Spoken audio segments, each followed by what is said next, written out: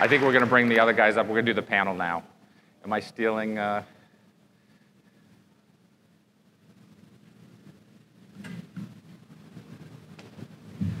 right, thank you, Aaron. My name is Jeff Valentine. I've actually joined CloudCheckr. Some of you know this, some of you may not. I joined CloudCheckr back in February as Chief Product Officer. Part of this funding round, brought in new team members. Let me introduce a few folks to the stage. As part of this panel, I'm going to moderate sort of discussing how the deal came together and the details around it. First, let me introduce Gautam Gupta. He's a principal at Level Equity, where he has led the organization and investment teams for the firm since 2015. Level Equity is an enterprise software-focused growth equity firm based in New York City with over $1.6 billion in assets under management. Before Level, he spent 7 years at Vista, a large enterprise software buyout firm where he led a number of LBOs and helped build a new credit strategy. Also on the stage is Matt Fiore. Matt is Managing Director of DCS Advisory, formerly Signal Hill. It's now part of Daiwa Securities. He has 20 years of investment banking experience and corporate development experience in IT security, cloud, and tech. He completed more than 50 M&A transactions, totaling $3 billion in enterprise value. And at Signal Hill, he was vice president. He was managing director of Signal Hill, vice president of Updata Advisors. So let's get right into some Q&A. Aaron, I'm going to start with you. You spoke a little bit about it in your presentation, but it must have been hard for a founder-led company. We heard, recently about companies being treated like babies almost. Can you talk about how hard it was for you to do a big equity transaction with outside money, and how did you go through that process emotionally? Well, I mean, for me, it wasn't, because I've done 4 startups, and I get the idea of this is a child that you need to let go, right? I mean, the proudest thing you should be as an entrepreneur is to be able to say, I've sent my company off to college, right? And it's now it's on its own. And I always say, I want to be able to be hit by a bus and nobody notices, right? So I think that's important. And it wasn't something that, I wanted to be successful, clearly, but I always try to find smarter people than me that are going to take the reins. I always believe you have to build a management team. It's probably more challenging. My co-founder, Aaron Klein, it was his first startup. So for him, it was a little bit more challenging was, how do I let go? How do I let other people make decisions? Even if I don't agree with them, I have to let them make decisions. I have to let them make mistakes, and I can't correct every mistake. I have to let them figure that out. Let them learn about, how the company runs. Keep the culture a vibrant culture, yet it's going to evolve because there's other people going to be at the helm. Yeah, good. Matt, investment banker. A lot of people would probably like to know how you first got to know the Aarons, Aaron Newman, Aaron Klein. Sure. So what's the story behind that? How did you end up getting involved with CloudCheckr in the first place? Yeah, and we were just reminiscing about this over in the corner. I think we started getting together with you guys around the 2014 timeframe. We do the Amazon Web Services reInvent conference every year. It's a big conference for us. And we were trying to get to know companies like CloudCheckr, some other companies around their space. And at that time, AWS reInvent was actually an intimate affair. It was somewhere around 10,000 people. CloudCheckr was a tiny company, 2-3 million of revenue, somewhere around there. And I think we kept trying to stay close to Aaron and Aaron. We kept trying to provide them our best perspectives on where this market was going. It was nascent back then, public cloud. It's still early innings today, as Aaron shared with you. And we were just trying to do our fair share of deals in the space and get to know the best companies. And we sponsor a conference every spring in Santa Monica, and we invited Aaron and Aaron out there to present the following year. And they've been doing it ever since. And so I think that was one of the hooks, was having a regular touch point where we were adding value to their story. They were able to get out there in front of investors, As they were growing their business, as they were early in the cycle, they started building relationships. Let me re-characterize this. I'll make You it a can little call bit it a more fun. boondoggle. Is that what you're going to Yes. So they invite us. There's an investor conference out at the Montgomery Summit that's in Santa Monica in late February, which is a lovely time in Rochester. And you go out there, and it's all the beautiful people, and it's on the beach, and it's the nicest 5-star hotel you can find, and this is not what we're used to. We're startup guys. We go to Days Inn, and we stay at Days Inn in Scranton, New York. Okay? Double rooms. Yes, and so they invited us out there. We're like, oh, we love this. This is the perfect. So now we're out there every year. Even the deal is done, we keep asking, can you please invite us out there? Because it's so nice for a couple days. A few people are going to be asking you for invites now, by the way. Happy to extend the invite. Gautam, Level made a pretty big bet, $50 million investing in CloudCheckr, but it seems like a bet on the space. Can you talk a little bit about why the space is interesting to you? Why does this market have such potential?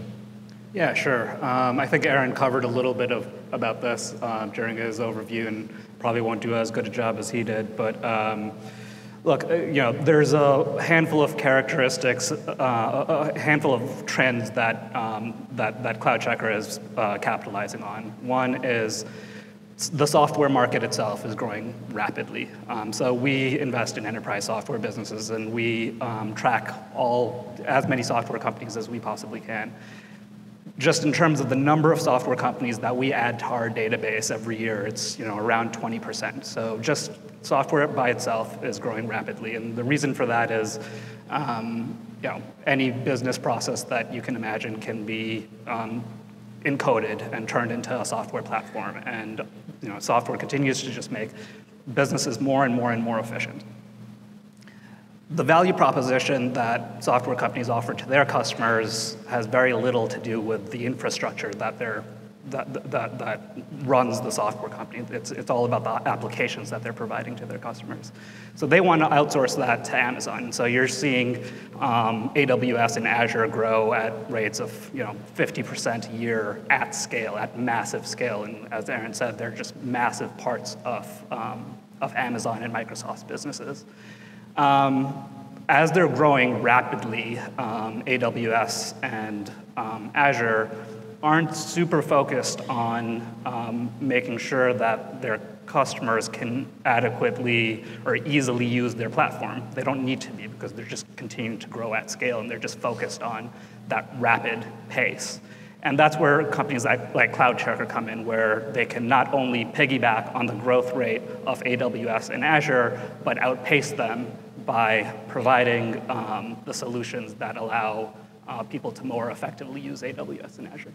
Yeah, thank you. I'm just a big supporter of software, right? I'll make more analogies, right? If you invested in New York City real estate anytime in the last 50 years, you made so much money. Right? Not because you're smart or not because you made the right buy. It's just everybody won in New York City real estate, right? Software's the same thing. Software's eating the world, right? Software, Mark Andreessen, that's his thing. It's software's eating the world. The 4 largest valuation companies in the world, Google, Apple, Microsoft, and Amazon. I think I got them right. Facebook's in there, right? They're all software companies. Yep. Software's eating the world. I mean, that is the New York City real estate of today.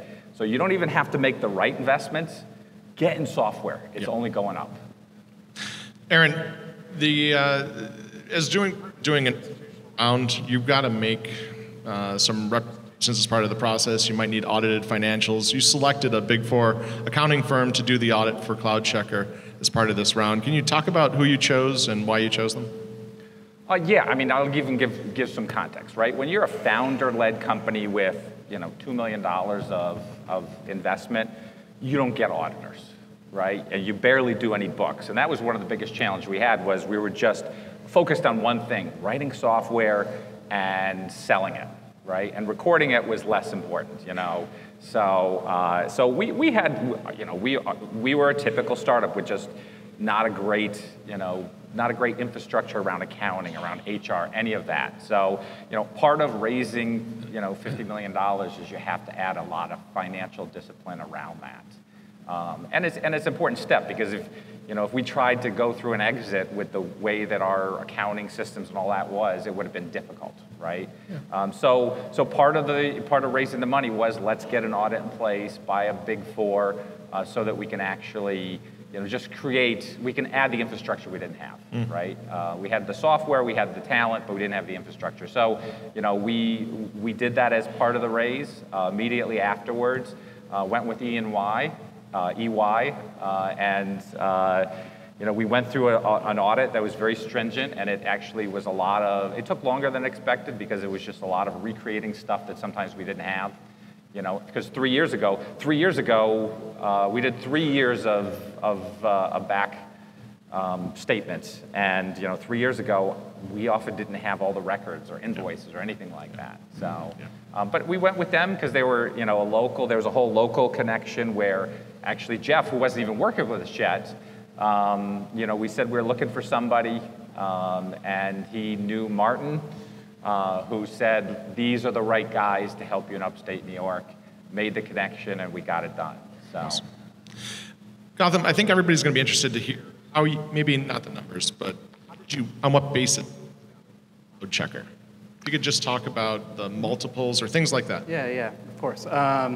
So yeah, valuations is a super interesting topic. I think you'll often hear things about companies being valued at 10, 20, 30 times revenue, and it's just it kind of sets expectations at kind of an unrealistic level. There's only a small fraction of companies, the top 1% of companies that can achieve the the premium valuations which CloudCheckr achieved. And the reason for that is what Aaron built. They were able to achieve significant scale, call it $10 million of recurring revenue, using only $2 million of outside capital. What that means is they were able to identify an interesting market, build an interesting product, actively sell that product into that market, and obviate any kind of business risk that might go along with burning too much in order to achieve that. They were nearly break even when we invested and had achieved significant scale, and they had been tripling every year. So the things that we look at as investors, there's only kind of 10 of them in the enterprise software world.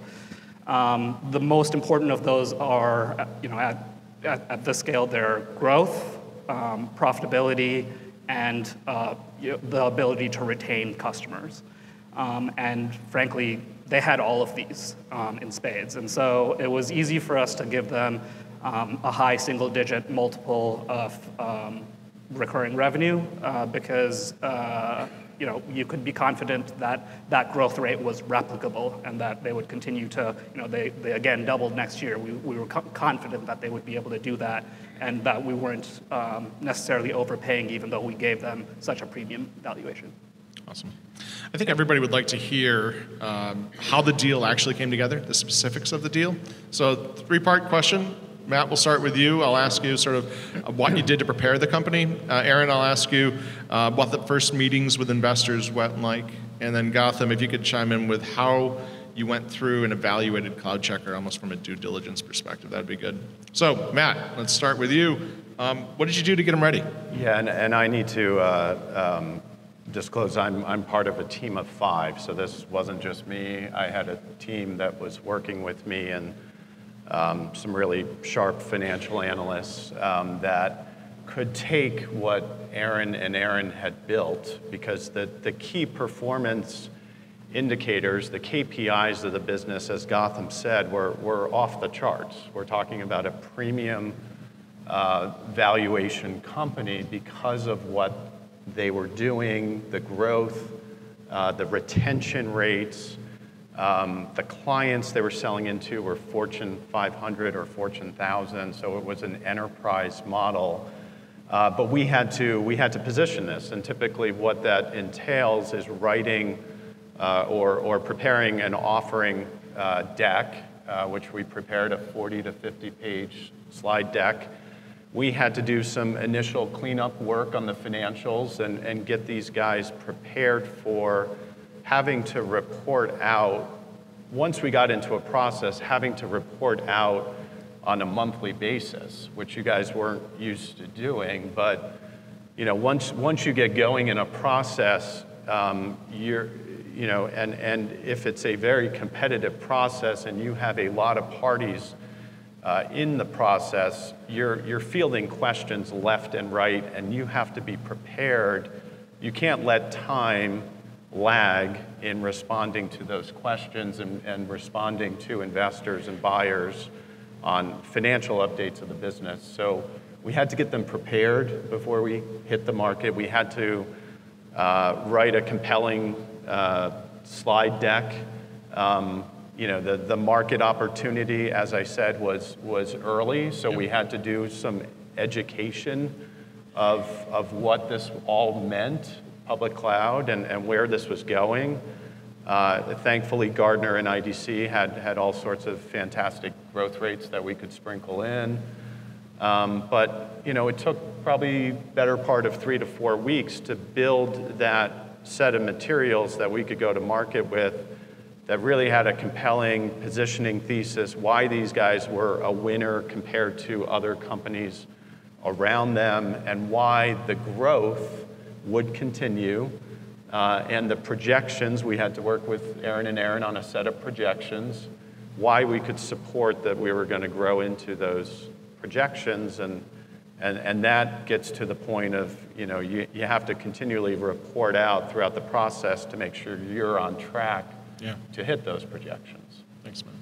Aaron, so when Matt first brought you in to meet all these investors, how did it go? What were the first impressions? What was most interesting? Well, I guess I'll start by talking about the idea of hiring an investment banker, right? I mean, I sold 3 other companies before this one and never had an investment banker, and I always thought it was ridiculous. Why would I pay somebody X percentage of some deal for coming in and helping out for a couple hours, right? A couple hours. They're only a step below lawyers at that point, so. Apologies to the lawyers in the audience. I'm not a fan of lawyers either, so, or investment bankers, so. No. I mean, but it really was. How do you feel about private equity guys? Or investors. Well, I can't say that yet. So.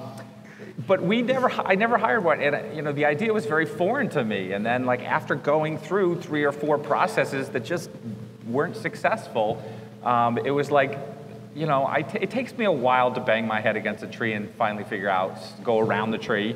But I think I've finally realized that and said, okay, let's do it. Let's do it. Myself and my co-founder, Aaron Klein, finally said, we got to do this. We just aren't good at it, right? So realizing what you're not good at is important. Because for me, hiring an investment banker, they didn't bring any magic sauce, or they didn't have connections to somebody that we couldn't get connected to.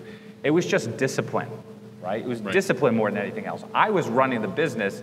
I have no patience to go through 25 meetings and to set it up and to do all that. I need somebody to twist my arm to say, I've set up 25 meetings, you have to show up there, this is what we're gonna go through. So I needed somebody to twist my arm, to what's the right term, to corral me through it. Right. Because individually, with just me, I would be too busy dealing with customers and dealing with software, fixing bugs, dealing with those type of things, and not how do I meet with another investor who has a 1 in 100 chance of actually investing in us.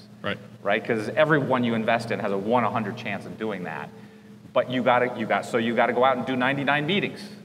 Right? And so we needed them to kind of help us clean up that and actually start the meetings. And we went through we would have days where it's just call after call after call after call, and by the end of it, you're numb and you're like, and I think your story gets down pretty pat because you're just repeating it over and over again. But there are investors where we had 3-hour meetings and I don't remember it at all. I don't remember who was there. I don't remember what the name of their company was. And we talked to them for 3 hours. Right? So, it was typical. You went through, calls first. So you have 100 calls, then you get narrowed down to 15, actual come to Rochester and meet, and then you get narrowed down to a second meeting to 5, so very traditional. It's a sales process, right? Same way. When you do sales, what do you have to do? You have to call 100 people, and 90% of them are going to tell you to buzz off, and then 10 of them will be interested, and then 3 or 4 of them will actually buy the product. So Gautam bought the product. So let me ask Gautam, can you tell me what were the considerations that you went through at Level as you heard Newman's 80th pitch? What went through your mind? How did you evaluate it? Yeah, so we have a pretty thorough diligence process. We kind of put the companies that we invest in through a bit of a ringer, which Aaron can tell you. Well, maybe not you. Maybe you had Aaron Klein do it. So. Yeah. We do kind of a thorough analysis on the business that, the things that we worry about with the business or that we really focus on are the financials. So the biggest thing that the biggest driver of a return for a software company is going to be the retention rate. So your retention rate, your ability to year after year get revenue from the same customer base. The reason that that's interesting or important for software companies is, what we're hanging our hat on is we're going to give you guys a premium valuation. We want to have comfort that the customer base that you have right now isn't going anywhere. So that's the number one thing. Number two is the market and the potential size of the business long term. We talked a little bit earlier about the market size and the potential. The potential size of the business long term, and they had shown that they were able to triple the company for years and years. So you had comfort that you would be able to continue to scale. Those are kind of the two main criteria. We also spend a lot of time on in-depth technology diligence, in-depth accounting diligence, in-depth market diligence, and then we hire lawyers, which. I'll even add some color if that's okay. Sure. I mean, it was a relationship. I mean, both sides have come through relationships, and they had to go through the process. But both of them were, we went through actually a process of hiring the investment banker too. We had the relationship with Matt and one of his partners, Joel, and they knew us for years. And then we said, but we got to go through a process, right? So we interviewed a dozen investment bankers, and there was a long process of. Sorry about that. Yeah, we should have just went with the people we knew, but we ended up with the people that we were comfortable with anyways. So we went through a process, and I look back, I was like, well, that was a waste of time. We should just went with them and shortcutted the whole thing. But you sometimes have to go through the process. It was the same way. So Gautam's partner, Ben, had connected with Aaron Klein a year and a half before we did the deal. And I think at the time, Ben probably said something like, we want to really invest in you. And Klein was like, yeah, a lot of people are telling us that. Most of them are full of just hot wind. And so I think we kind of just poo-pooed it, like, well, he's going to make us jump through hoops, waste our time, so we're not really going to engage. And he kept, he kept the relationship going. He kept saying, we really want to work with you guys. Let's talk. And so that relationship was probably what made it. They weren't, like I said, they weren't the highest bidders, right? They were close enough, but they were people that had built a relationship that we trusted, that we thought, no success is straight up, right? Success has a lot of downs. And working with an investor when everything's going up is real easy, right? When there's a down, that's when you're going to tell whether you really can work with the investor. So it's really important to find somebody who when there's going to be the downturns that will work through it with you. Sure. I think if I could just add to that, I think from our catbird seat, we could also see that relationship that Gautam and Ben had built with you guys was they were committed to getting this deal done, and we knew it would translate into a very short closing, which we're going to touch on here later.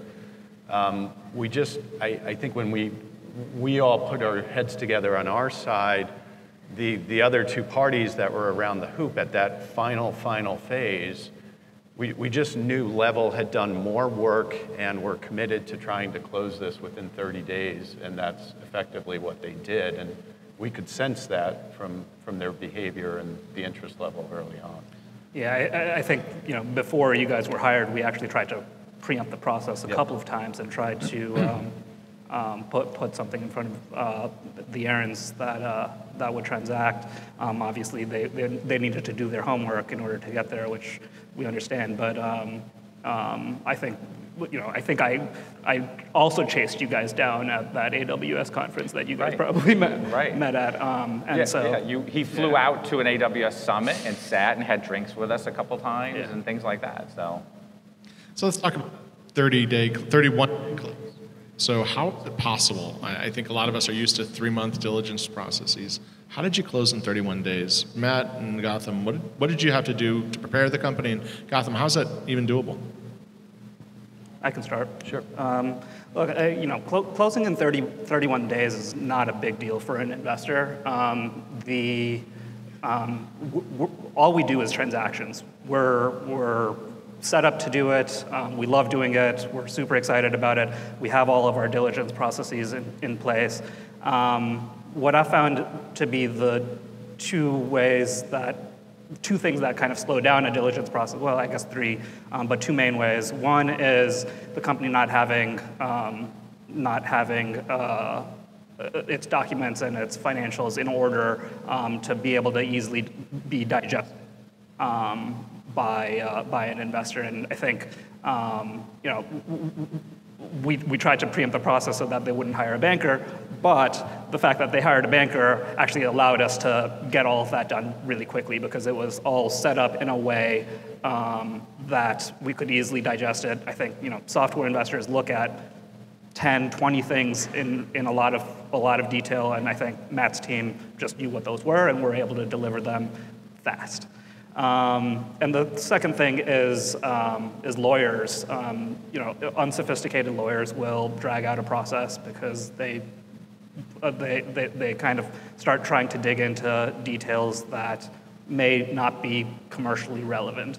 And I think the lawyers that Aaron chose and the fact that Aaron Klein had a legal background allowed us to get through that diligence process incredibly efficiently, and I think everyone was happy with the result, and everyone kind of got what they wanted in the documentation. I think those are really the 2 things that hold processes up. It's rarely an investor taking too long to complete their diligence. So Matt, I was going to say, you guys stayed involved through the diligence then, and you helped out. Correct. Our job as investment bankers is to do as much of the heavy lifting so that Aaron and team can run the business and keep the performance of the business up. And so, as Gautam said, I think we got them prepared going into that diligence phase. We told them what that was going to be all about. We built the data room with them. We had that ready to go before we signed an LOI with Level. And I think that allowed Aaron to continue performing, keeping the KPIs up and to the right. And so, the pressure was on Level to get this done as quickly as possible before the value kept, going up and to the right. And Gautam and his team had a ton of experience around closing deals quickly. I would tell you, if it were a strategic buyer, there's no way we would have closed within 30 days. We've just never seen that with a strategic buyer. But I think in today's market, investors are able to, somewhere between 30 and 45 days is kind of the mark they try to track towards. Awesome. And the last thing I'll add is we do have a Lien Team. So, whatever firm you guys choose to take as your investor, we happen to have decision making that works very quickly. Ben was actively involved. Ben, our CEO, was actively involved in the deal process, which just made it so that there weren't multiple layers of approvals that we needed. Yeah, Aaron. And you got to think through the dynamics of, why do people want to close in 30 days? Right? There's a couple dynamics going on there, right? And so just to be totally transparent, what does it mean, right? When you're going through a process and you have 6 people that say, I want to give you money, it's a very safe situation as an entrepreneur or as a company, right? Because if one of them decides to go away, there's plenty of backup and you're going to get a deal done, right? Because the only really bad situation is all 6 of them decide they don't want to do a deal. But when you finally pick one of them, you basically have to tell the other 5, well, we picked somebody else, now you're going to have to go away, or at least go sit in the waiting room, right? And so now the company that you've picked has 30 days to back out, right? And every investor can find a reason to back out if they decide they want to, right? So you have to be real careful with picking somebody you don't think is going to back out and because they can find a reason if they decide, or even if the market turns, right? It could be 29 days in, stock market drops 25%. There's a good chance that deal's not going to get done. It has nothing to do with you, things like that. So you have this dynamic of the investor actually wants to stretch it as long as possible because you get no value out of closing it quickly, and the entrepreneur wants to do it as quickly as possible. So, and if it goes wrong and you have to go to the second person is going to say, what happened with the first one? And I'm not going to do a deal if somebody else walked away from it. So there's a lot of dynamics of risk and trying not to blow what you have going. Sounds like a lot of this was closing confidence. I've heard that a few times. You had a lot of closing confidence because you had a previous relationship with the company, and you had that. You sensed the same thing, Matt. Yeah. Aaron, after the money was raised, coffers are full. You have to spend it. How did you choose to spend it? What did you spend it on? Well, I mean, for a CloudCheckr, we don't have any assets. We have people. Right? Our assets it's not like we have factories or we don't even own a server. Remember, we're a cloud computing company. So for us, it was all about building the people there. So, our first thing was how do we get on track to hire a management team that's going to scale, right? So we immediately we brought a CFO in, right away. Then we hired a VP of engineering. Then we hired a CMO. Then we hired a chief product officer. And then we hired a sales leader, right? So, and it took over a year to hire those people. So it was all about investing in the infrastructure, and the infrastructure was people. And once those people were in place, then for them it was investing in the teams underneath them, building out, an HR process, building out, an engineering process, because our engineering was very much a small engineering team. We scaled from 50 people to 150 in maybe 8 or 9 months. Right. So it was a very, very quick, and we probably did it a little too quickly. So sometimes when you get money in your pocket too, you have to make sure you don't let it get you too excited, And so yeah, it was spend on that, and it wasn't spent on anything frivolous, right? We still were like, how do we keep? We had always stayed 2 people in a hotel room. Right? And it was interesting because the first time we went to an event and somebody started complaining about that, and our first reaction was, you don't fit in our corporate culture then.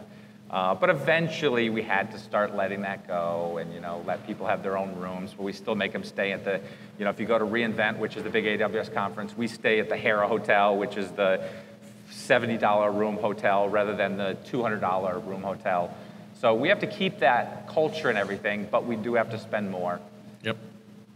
Gautam, I think entrepreneurs focus a lot on the valuation, the headline number. There are probably other deal terms that are important to a private equity investor. Can you talk about the other terms beyond valuation that you'd like to see in a deal? Yeah, so I think you're 100% right. Entrepreneurs like to focus on valuation. I think what's almost more important, and I think Aaron can attest to this, is it's making sure that you're properly aligned with your investor long term. So if you try to get an enormous valuation with your first round investment, these guys are going to be sitting on your board and helping you make decisions along the way. In order for them to achieve a return that is attractive to them, they are going to need an equally insane valuation on their exit. And so, that may cause a bit of a misalignment because what's good for the entrepreneur in that situation may not necessarily be good for the investor and vice versa. So there are ways that you can enhance that alignment and still get a premium valuation. Things like structure, whether that is a PIK coupon or or some sort of a participating structure where the investor gets their money back, and there's ways to allow the investor to give you a premium valuation while still protecting their potential downside if the entrepreneur wants to or decides to sell early. Yeah. So last question for all 3 of you. We talked a lot about how a deal came together today, but deals aren't possible without the right product and market fit. So let's talk a little bit about, maybe Aaron, you'd lead us off. What is it that, how do you grow a business that's worth something in the first place? Well, like I said, I think first of all, you have to pick the right market and the right thing that people are going to buy, right? I mean, you have to have, let me make an analysis, right? Like another analogy, that's all I do. You know, I could never be an Olympic athlete, right? I don't have the DNA for it, right? So it doesn't matter how hard I train, how much work I do, I'm never going to be an Olympic athlete. But you have to be an Olympic athlete, you do have to work hard and you have to train really hard. You have to be the best of that, but you also need the DNA to be an Olympic athlete, right? Startups the same way. You can work hard and you can be cost conscious, you can do all that, but if you're not in the right market, doing the right thing that people want, you can pound your head against the wall, you're never going to be a successful company. So you have to pick the right market, and it better be the right time, or you're just never going to get any traction. You're going to burn yourself out before the market hits. So it's all about timing and picking the right thing. And I see that a lot as people are coming up with just ideas. Ideas are worth a dime, right? Ideas aren't worth anything, but you have to pick the right thing off the ground. You don't have to pick the right one perfectly, right? Because every company I've started has started here and it ended up here. So you have to be able to pivot too. I mean, even CloudCheckr, we started as cloud security, right? So we were just going to do cloud security and realized very quickly that the market wasn't there yet, right? Today it would probably be a great idea, but 6 years ago, 7 years ago, nobody would have paid anything for that. So I would have had to survive for 5 or 6 years on no revenue, and that would have been a failure. So we very quickly had to pivot to a much broader thing. So pick the market right and be able to pivot and move around a bit. Matt, any thoughts? I mean, from where I sit, again, I focus on cloud and security, so this was the perfect fit for my practice. But I would tell you, we have our average transaction size, excuse me, is somewhere between 50 and 500 million. Those are the types of deals we're trying to do from an enterprise value perspective. So again, this fit right in that sweet spot. But we have a real affinity for working with companies. I've done plenty of deals on the East and West Coast, Boston, New York, San Francisco. But I would tell you, some of my best deals, some of my most fun experiences working with entrepreneurs is with companies based in Rochester, Pensacola, Florida, Omaha, Nebraska, Kansas City, Missouri. I've done 3 or 4 deals there. And so, you know, we like working with scrappy companies that take the approach that CloudCheckr does here. And I could tell you, you know, Gautam's shaking his head because the investor community here was all over this model. Because if this was on the East or West Coast, they would have been burning $10 million when we went to sell it. And the fact that they were actually break even or slightly profitable was so unique at the size, scale, growth rate they were at. And we stumbled upon a phenomenal company, and we're lucky to have worked with you guys in this process. Gautam, last word. Yeah, I would say, you know, I just echo what Matt said. If, you know, there's this venture capital mentality in Silicon Valley where you raise an enormous amount of money and start spending it immediately to grow what may or may not end up being a successful business. I think Aaron started off building a successful business first by identifying the market, by building the product, by selling that product to that market, achieving scale, and doing it in a cost-effective way, and having, you know, that scrappy attitude, that scrappy mentality. That's what got him the premium valuation. Awesome. Thanks, guys. Thank you.